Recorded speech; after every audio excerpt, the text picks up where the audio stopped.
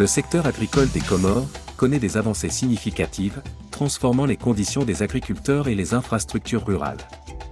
Tout d'abord, la construction d'une nouvelle usine de Provende marque une étape essentielle pour soutenir l'alimentation animale locale, cruciale pour la croissance de l'élevage.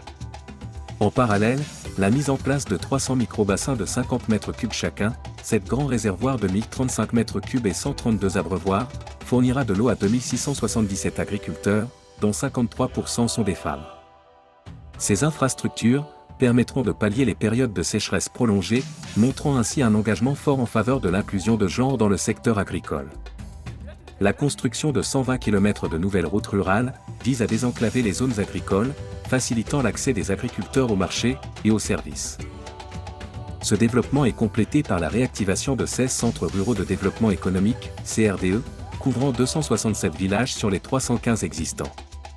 Ces centres, avec un investissement de 2,1 milliards francs comoriens, joueront un rôle clé dans la gestion des ressources en eau, l'installation de parcelles de démonstration et de multiplication, ainsi que la mise en place de pépinières. Ils stimuleront la production locale et encourageront la consommation de produits locaux. Parallèlement, des subventions de 4 milliards francs comoriens ont été accordées à près de 400 entrepreneurs agricoles, démontrant un soutien financier significatif pour l'innovation et la productivité. La production de vanille a également connu une augmentation remarquable, passant de 32 tonnes en 2019 à 45 tonnes en 2021, illustrant la montée en puissance de ce secteur clé de l'économie comorienne. En outre, un financement de 2 millions d'euros pour 27 projets a été lancé pour favoriser l'industrialisation et la valorisation des produits agricoles. Ces projets visent à améliorer les processus de production, de transformation et de commercialisation, ajoutant ainsi de la valeur aux produits agricoles locaux et stimulant l'économie.